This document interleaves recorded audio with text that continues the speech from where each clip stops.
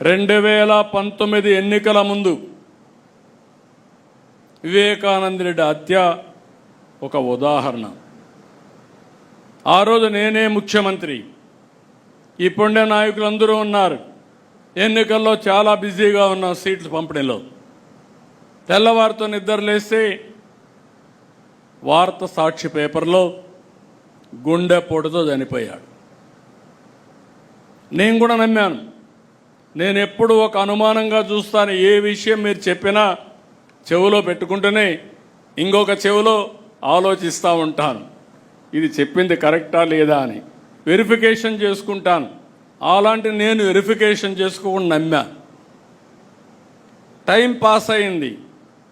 Developments ఎప్పుడూ మీకోసం నా కోసం ఆగవు. ఈ విషయం కూడా మీరు గుర్తుపెట్టుకోవాలి. ఇది ఒక కేస్ స్టడీ మీ మనసుల్లో ఉండాలి. తెల్లవారితో ఇది జరిగింది.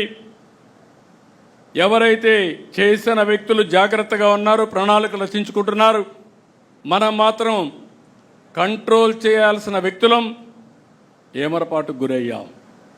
ఏమరపాటుకు గురవుతానే అక్కడి నుంచి మీరు చూస్తే తీరిగ్గా హైదరాబాద్ నుంచి కారు వచ్చాడు. ఆయన కుమార్తె అడిగింది పోస్ట్ మార్టం చేయమని. అప్పటికే బాక్స్ కూడా రెడీ అయిపోయింది.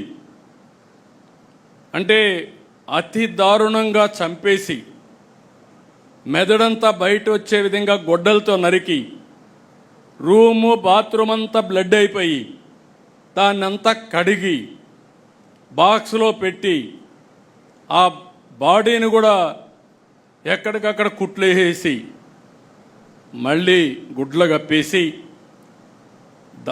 అంత్యక్రియలు చేయడానికి సిద్ధమైపోయే పరిస్థితికి వచ్చారు. అప్పుడు తీసుకుపోయి పోస్ట్ మార్టం చేస్తే ఇమ్మీడియట్గా ఇది గొడ్డలు వేయటని తేలిన 5 నిమిషాల్లో మాట మార్చేసి నా తండ్రి చనిపోయాడు, ఈరోజు మా బాబాయిని కూడా చంపేశారు, నేను అనాథ అయిపోయానని చెప్పితే ఈ రాష్ట్రం నమ్మింది. మనం మోసపోయాం.